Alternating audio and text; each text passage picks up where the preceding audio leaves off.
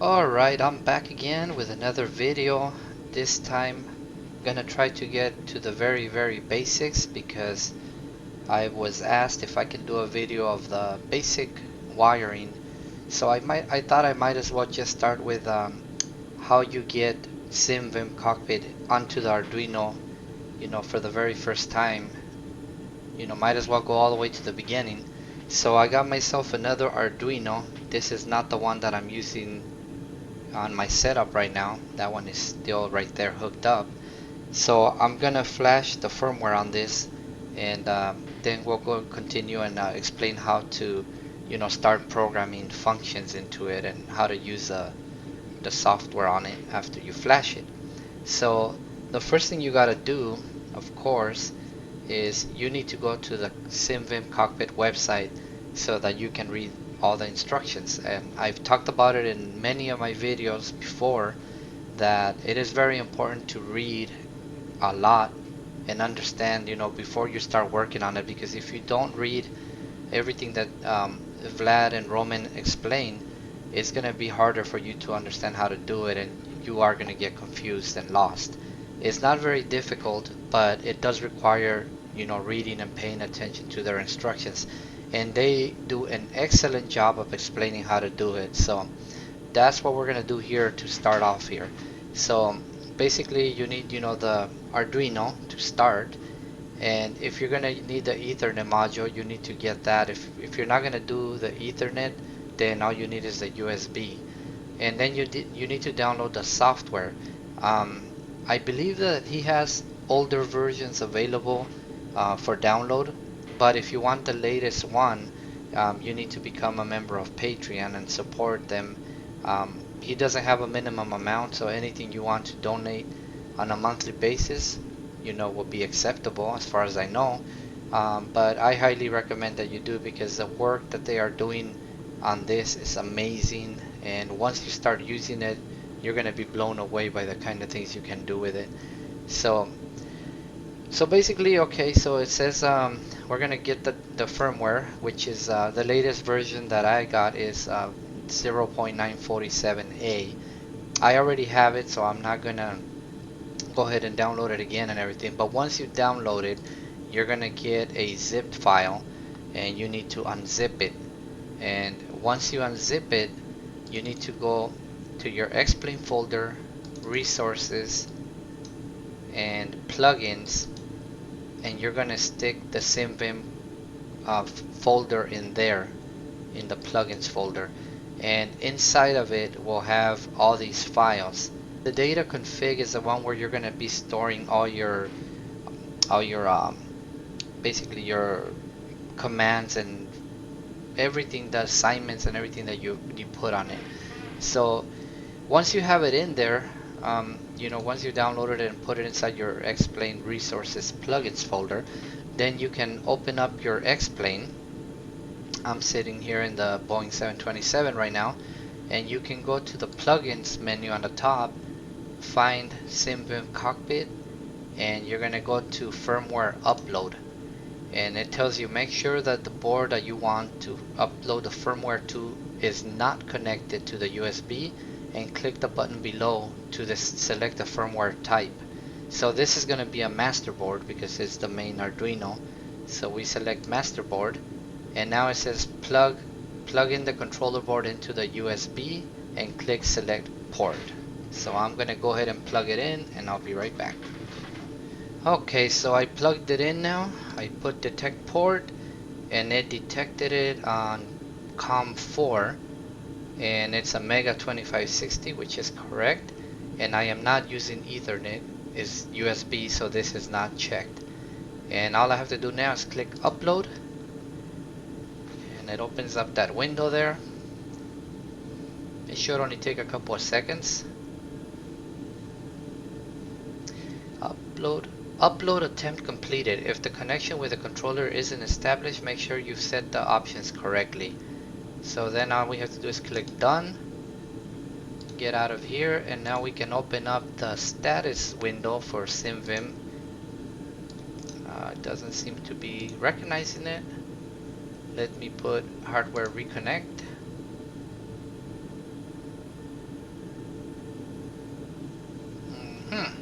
Okay, it doesn't seem to be working. Alright, so I unplugged it from the USB and plugged it back in. Now I'll go back and put hardware reconnect. Alright, and it connected it. Now, since I already have a configuration file that has a whole bunch of assignments on it, that's why right here is telling me that I have 256 input outputs. I believe it's 256 inputs and 14 outputs. I didn't think it was that many, but anyways, so now that the board is there, we can go back to the website, and like I said, you know, I already have a bunch of things on mine, so I'm gonna delete that data file right now so that I can show you how to start putting assignments into it. So if you go to the configurator here, and right now, you know, it's considering that I have a brand new board, the only one that should be there is, I believe, number 5. He usually puts a test function in there so that you can try it out to see if it is working. But I already have mine all configured, so when I go open my data file, you see all the assignments that I have in mine, which is a lot of input multiplexer boards and a few other things. I have one display, I got a couple of lights, but that's pretty much it. So I'm gonna go ahead and delete my configuration file so that I can start showing you how to program different things for it. Okay, so now I already deleted my configuration file, and I just put the one that he puts in there by default. So as you can see, we only have 2 assignments there. So now this is a part where we can start assigning different assignments to different pins.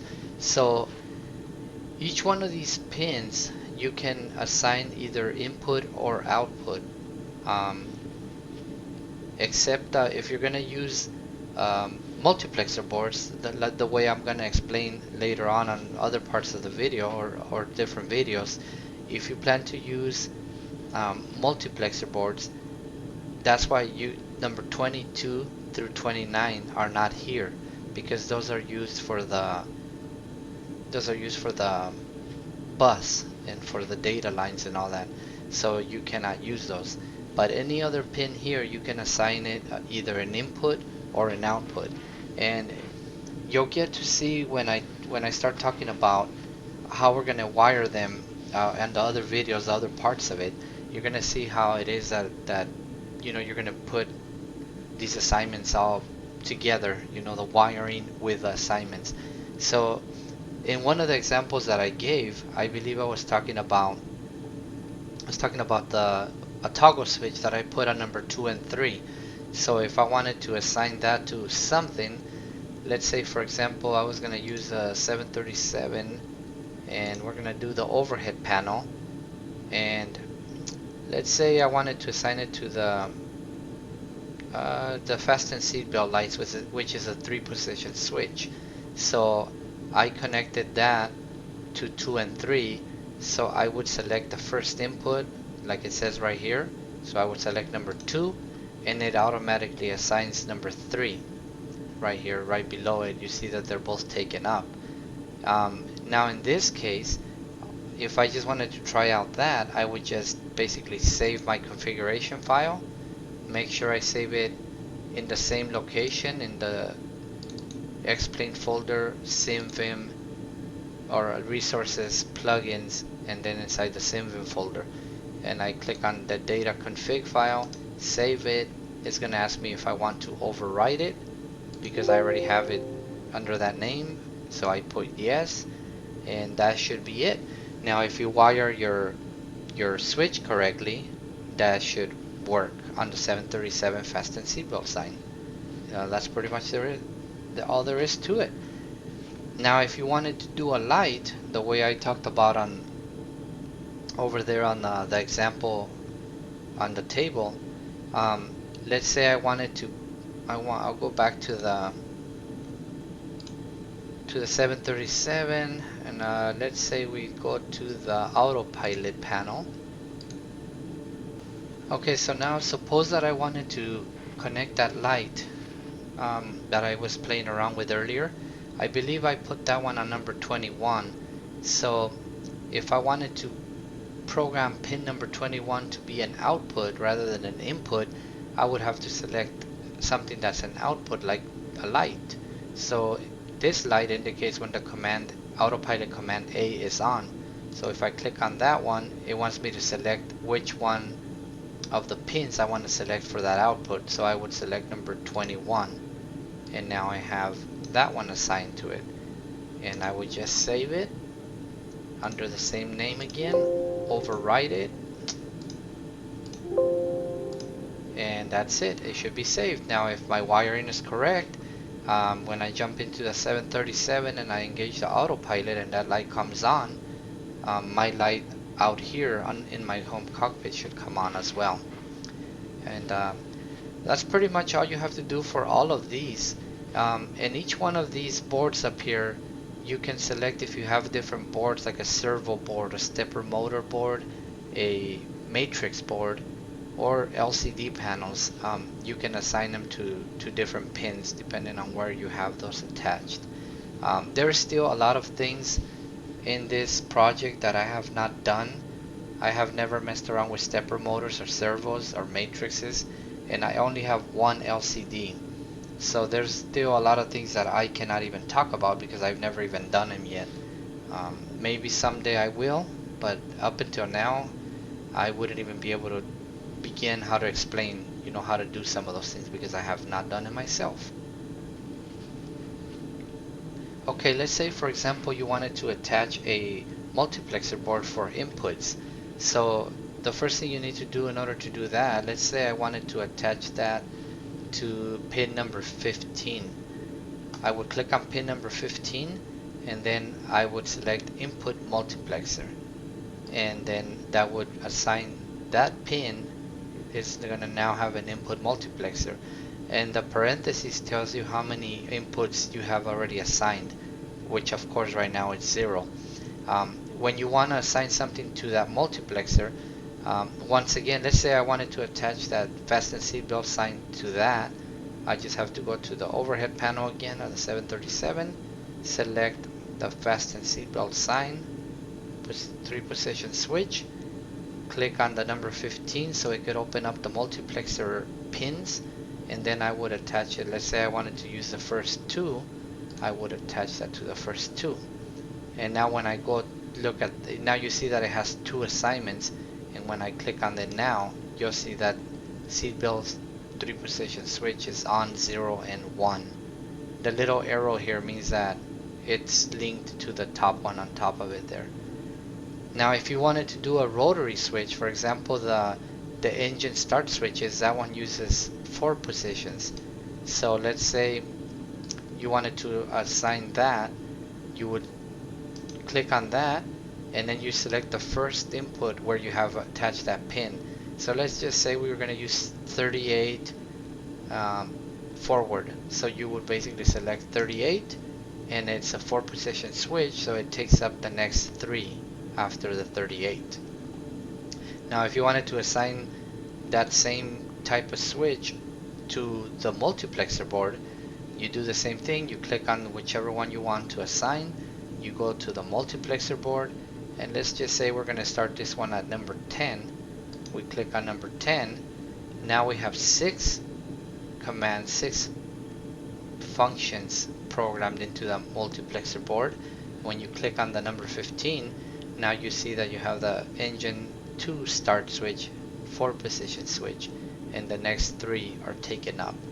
Now all you need to do to make sure your stuff works, of course, is make sure your wiring is correct, and you need to make sure you have it in the correct pins, either directly on the Arduino or in the multiplexer boards, because if you don't have the correct pins, they're not going to work because it's not where they're expecting them to be.